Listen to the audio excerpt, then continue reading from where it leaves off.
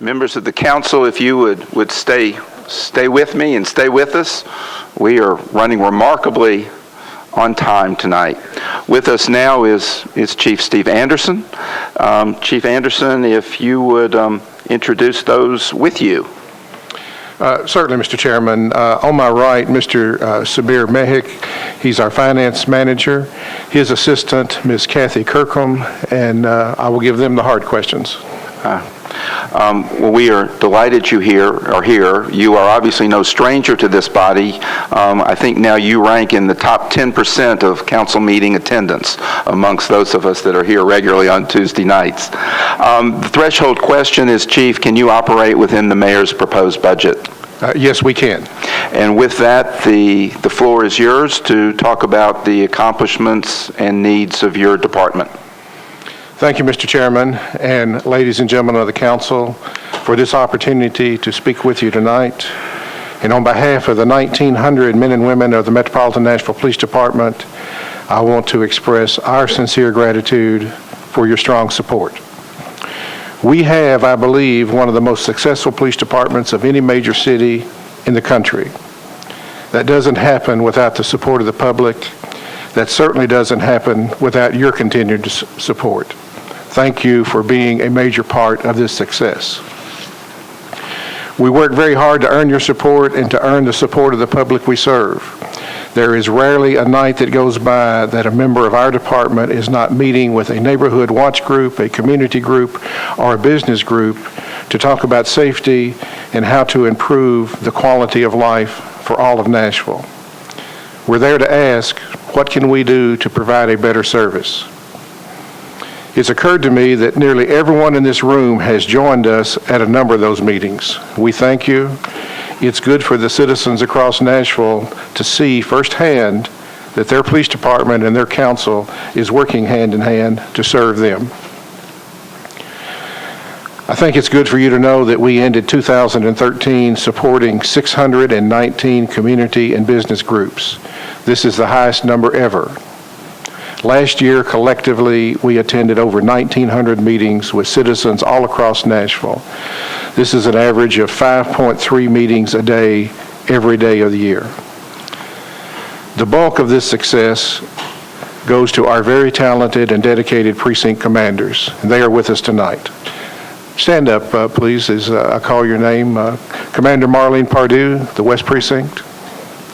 Commander Sebastian Gourdine, the Madison Precinct. Commander Michelle Donegan from the Hermitage Precinct. Commander David Imhoff from the East Precinct. Commander Terrence Graves from the North Precinct. Commander Paul Trickey from the South Precinct. And Commander Jason Reinbold, represented here tonight by Lieutenant Brian Anderson. Excuse me, Chief, we applaud you all. Thank you. There's certainly many others in the department that deserve a lot of credit, but I consider the precinct commanders out there on the front line and sort of the face of the department, and I know that they individually deserve more credit for what goes on out there than certainly I do. We know that these partnerships that we continue to form in communities throughout Davidson County are essential to holding crime in check and maintaining a quality of life we enjoy here in Nashville. It is this work that brings us our success. Last year, 2013, major criminal offenses identified by the FBI as Part 1 offenses declined by 6%. That translates to over 2,000 fewer reported major offenses than in 2012. Through May 17th of this year, those major criminal offenses are reflecting a 9% decrease. That translates to almost 1,100 fewer offenses than reported at this same time last year. Turning to the budget, we are very committed to operating the police department in a fiscally responsible manner. We very carefully plan all throughout the year to spend your money as efficiently as possible. I believe that Mayor Dean has proposed a budget that continues to make public safety a priority and will allow us to build on our success without losing any ground. The major portion of the $5.9 million improvement to our budget will allow us to open the Midtown Hills Precinct, now in the final stages of construction on 12th Avenue South at Wade Avenue. Midtown Hills will require an additional 58 officers and 2 non-sworn personnel. This will raise our sworn strength from 1,373 to 1,431. The Midtown Hills staffing line item is $4.8 million. As we promote officers into new and essential frontline supervisory positions in connection with the Midtown Hills opening, we must backfill those officer positions with young men and women graduating from our academy. Midtown Hills Precinct will encompass 47.2 square miles and will essentially cover the area between Nolensville Road, Hillsborough Road, as well as Vanderbilt, Belmont, and Lipscomb universities. Council Districts 4 and 18 will fall entirely within the boundaries of Midtown Hills. Portions of Council Districts 16, 17, 19, 21, 25, 26, 27, and 34 will be within the boundaries of the Midtown Hills Precinct. Council Lady Sandra Moore could not be with us tonight, but I know she's very excited about getting Midtown Hills up in operation. Department of General Services told us today that Midtown Hills remains on track, and we expect a grand opening sometime mid-August. Additionally, Mayor Dean's recommended budget for the police department includes an improvement of $600,000 to fully staff the crime laboratory and to purchase chemicals and supplies. As you know, the grand opening of the Officer Paul Scurry building, which houses the Madison Precinct and our first ever full-service crime laboratory, was held on January 14th of this year. The lab is now in the process of preparing to go through the accreditation process. Our scientists will begin work on active criminal cases once the lab receives international accreditation. There are 2 other line items to note in the proposed budget: an additional $400,000 for special events, so that we do not have to pull officers from the neighborhoods to staff for the ever-growing number of events such as New Year's Eve Bash, 4th of July, Country Music Marathon, CMA Fest, and many others. These funds will allow us to staff these large celebrations and activities with extra duty officers on overtime. And a part of this increase is to ensure that our special events are staffed in a manner to deter any criminal activity and to allow a quick response to any contingency. Events across the United States and the entire world have made this the new normal. Lastly, there's a proposed improvement of $108,000 to hire retired officers on a part-time basis to assist our domestic violence detectives with managing their assigned cases, coordinating counseling for victims, arranging safety plans, and securing orders of protection. These officers already possess the necessary skills and experience and can start work immediately with little or no training. This will allow our domestic violence division to be even more effective in the service they provide to the victims. And I can't leave tonight without bragging on the work that's being done out there every day on the street, on the front lines. I can't tell you how proud I am of the men and women who serve this community on those front lines. The self-initiated activity of our professional and dedicated and motivated officers continues to increase. This is the type of proactive work that prevents crime and sustains the quality of life that we all want for all of Nashville. Finally, thank you to the members of council for your confidence. Your continued support is vital to our success.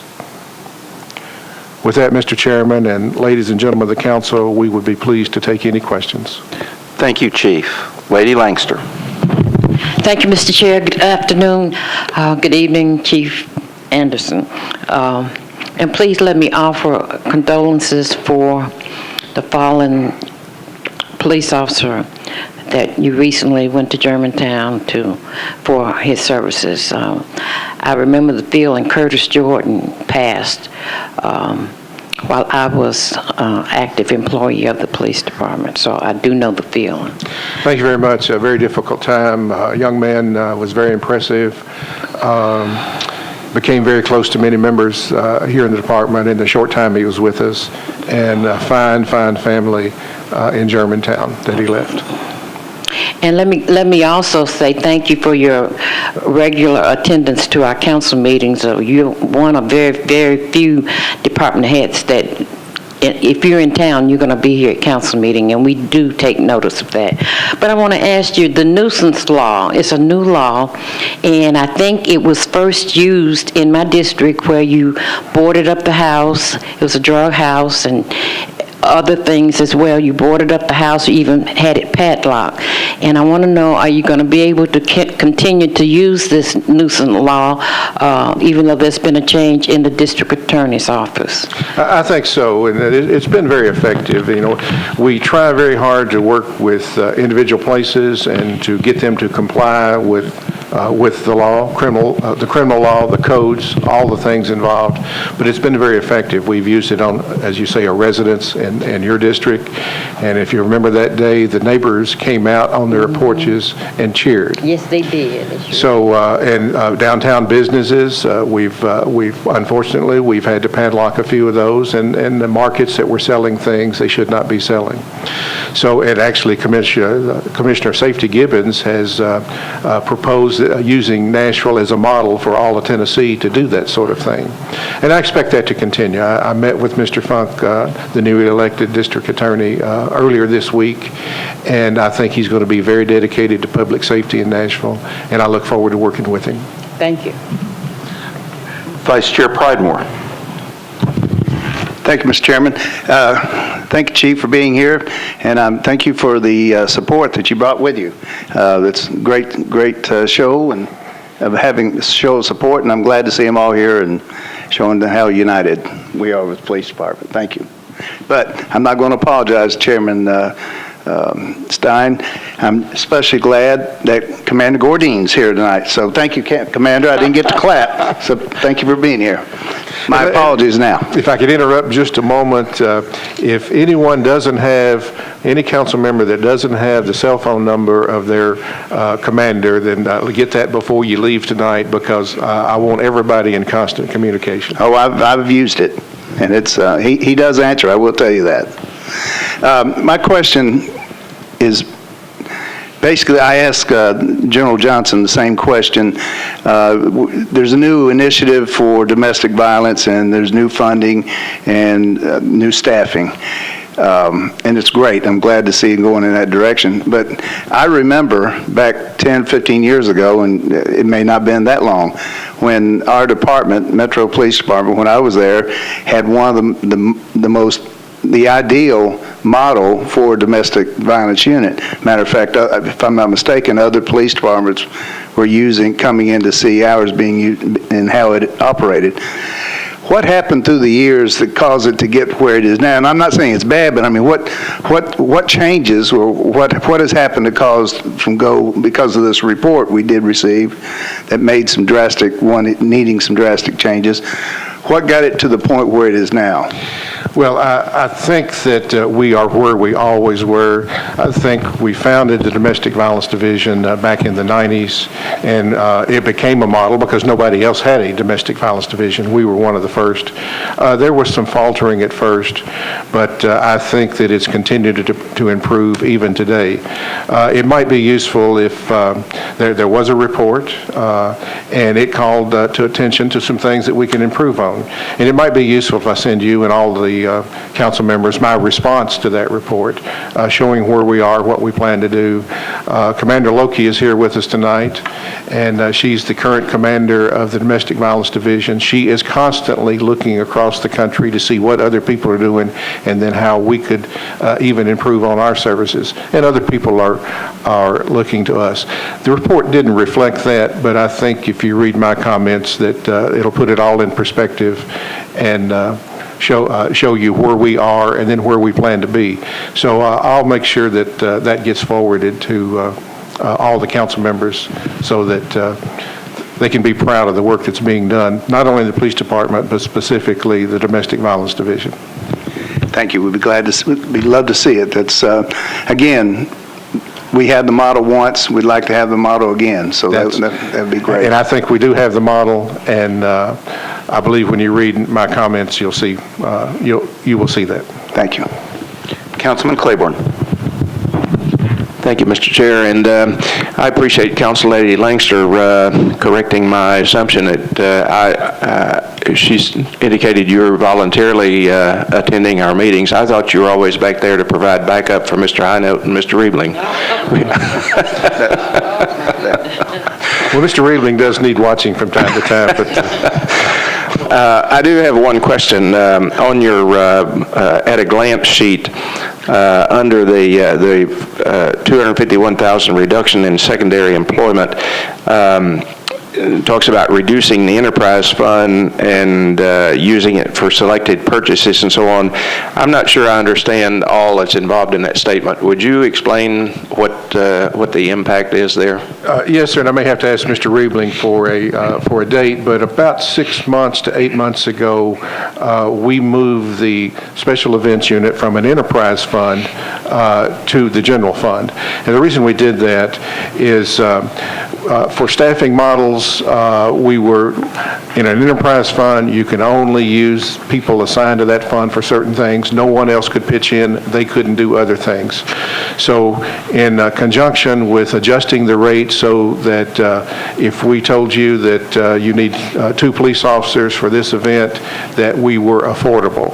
So in any event, that special event fund, that enterprise fund, can only be used for secondary employment purposes. So now we're using the funds that were left to purchase vehicles and other things to be specifically used for special events in the future. So we need to exhaust that fund, but it can only be used for special events. So that's monies that we can spend there and not have to buy out of the general fund. Okay, good. Thank you. Chief, thank you. Members of the committee, that's the last in queue for Chief Anderson. I just did want to note, on your desk, members of the Budget Committee, there is correspondence from Mr. Weaver and the FOP that will relate to our budget process, and I want to make sure that didn't get lost with other things. Councilwoman Johnson. Thank you, Chair Stein. Thank you, Chief. All of the fine officers of MMPD. I wanted to just express appreciation for the signs. I don't know who came up with the idea of the police surveillance operation in progress signs that are placed out within the various neighborhoods when you have targeted specific efforts in a particular area in the neighborhood. That has proven to be very effective. My constituents wanted me to express how appreciative they are for that presence. It adds to the patrolling that is done in areas where there are concerns and pockets of problems. And so I wanted to express that that is new and that it is effective, and we appreciate that.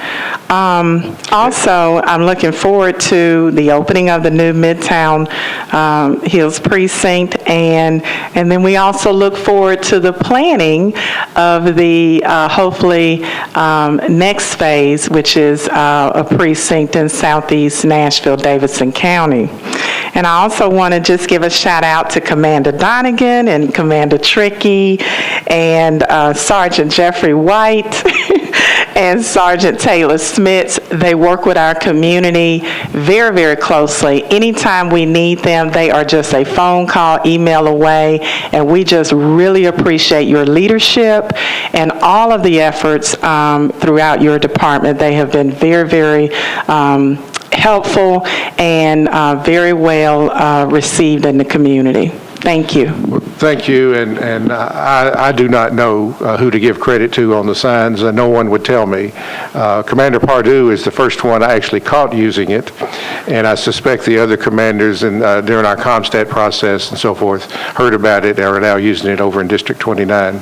So thank you very much. That's because we suspect she has to use signs around her house. Chief, thank you very much for being here, and thank you and the department for all of your good work.